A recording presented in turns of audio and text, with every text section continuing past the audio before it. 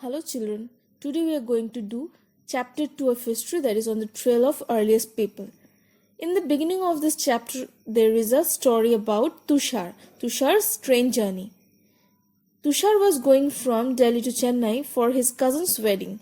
They were traveling by train and he had managed to squeeze into the window seat, his nose glued to the glass pane.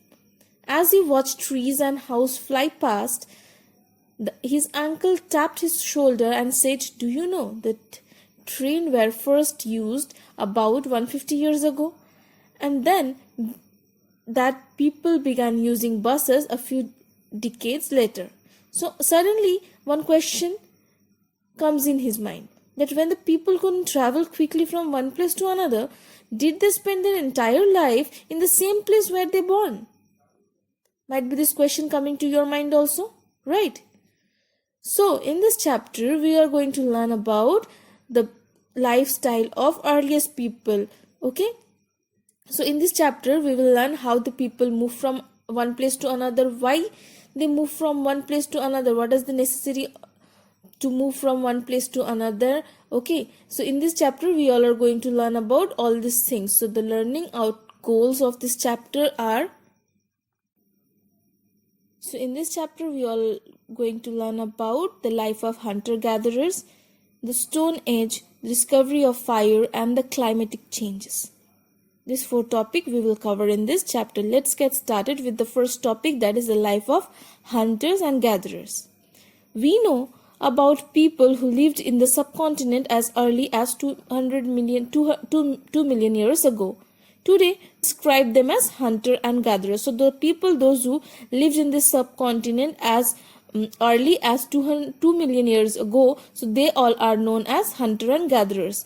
The name comes from the way in which they got their food. Generally, they hunted wild animals, caught fish and birds, gathered fruits, food, nuts, seeds, leaves, and eggs. This immense variety of plant in the tropical land like ours meant that the gathering plant produce was an extremely important means of obtaining food. So why they all are known as hunter and gatherers? Because they hunted wild animals, caught fish and bird, and they also gather the forest produces. Okay, because it's a tropical country, we have so many kind of forest produces, so they gather all these things like fruits, roots, nuts, seeds. So that is an important means of obtaining food. So that's why they all are known as hunters and gatherers. So none of these things was easy to do. There are several animals that can run faster than us. Many of that are stronger. So to hunt that animals or catch fish or birds, people need to be alert, quick, and have lots of patience of mind. Right?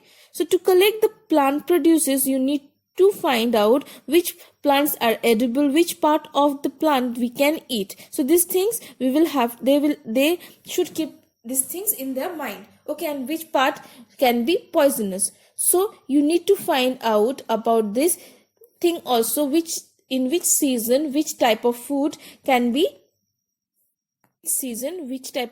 can get. So for this food and shelter, the people in the early age, they move from one place to another. So there is 4 reasons why the hunter and gatherers move from one place to another. So first one is, if they had stayed at one place for a long time, they could have eaten up all the available plants and animal resources. So therefore they would have to go to somewhere else in search of food. That means in search of food they move from one place to another. That is point number 1. Point number 2 is, animal move from place to place either in search of small prey or in case of deer and wild cattle in search of grass and leaves. That is why those who hunted them had to follow the movement. That means what? In search of that animals also, they followed the same paths so that they can also get that thing. So that is the second reason. Third one, plants and trees bear fruits in different season. So people may have moved from season to season in search of different kind of plants. So like that, we know that in some seasons are for specifically for few things, like summer is for mangoes, right? Winter is for oranges. So in search of these things, they move from one place to another according to the season so that they can get the food. Fourth one is people, plant and animal need water to survive. Water is found in the lakes, streams and river. While many river and lake are perennial means what? The river get throughout the year water.